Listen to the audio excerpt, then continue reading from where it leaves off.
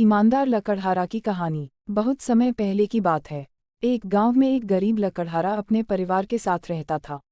वह रोज सुबह गांव के समीप स्थित जंगल में जाकर लकड़ियां काटता और उसे बाजार में बेचकर पैसे कमाता था। इस तरह उसकी और उसके परिवार की गुजर बसर चल रही थी। एक दिन वह जंगल में नदी किनारे लगे एक पेड़ की लकड़ियां काट रहा था। अचानक उसकी कुल्हाड़ी उसके हाथ से छूटकर नदी में जा गिरी। नदी गहरी थी, जिसमें उतरकर कुल्हाड़ी निकाल पाना लकड़हारे के लिए संभव नहीं था। लकड़हारे के पास एक ही कुल्हाड़ी थी। उस कुल्हाड़ी के नदी में गिर जाने से वह परेशान हो गया। वह सोचने लगा कि अब वह अपनी जीविका कैसा चलाएगा। उसके पास जीविका चलाने का कोई और साधन नहीं था।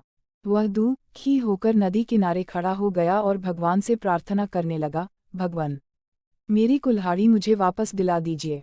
लकड़हारे की सच्चे मन से की गई प्रार्थना सुनकर भगवान प्रकट हुए। उन्होंने उससे पूछा, पुत्र, तुम्हें क्या समस्या है? लकड़हारे ने कुल्हाड़ी नदी में गिरने की बात भगवान को बता दी और उनसे याचना की कि वे उसकी कुल्हाड़ी वापस दिला दें। उसकी याचना सुनकर भगवान ने नदी के पानी में हाथ डालकर एक कुल्हाड़ी बाहर निकाली। वह कुल्हाड़ी चांदी की थी। भगवान ने लकड़हारे से पूछा, पुत्र, क्या ये तुम्हारी कुल्हाड़ी है?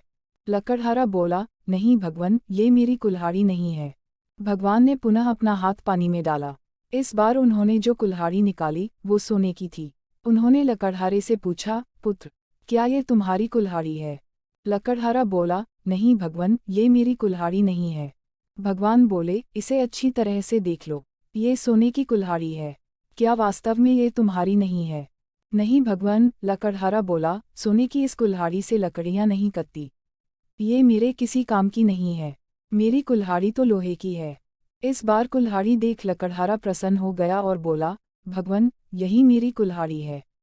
आपका बहुत बहुत धन्यवाद। भगवान लकड़हारे की ईमानदारी देख बहुत प्रसन्न हुए और बोले, पुत्र, मैं तुम्हारी ईमानदारी से बहुत अत्यंत प्रसन्न हूँ, इसलिए तुम्हें लोहे की कुल्हाड़ी के साथ साथ सोने और चांदी की कुल्हाड़ी भी देता हूँ। यह कहकर भगवान अंतर्ध्यान हो गए।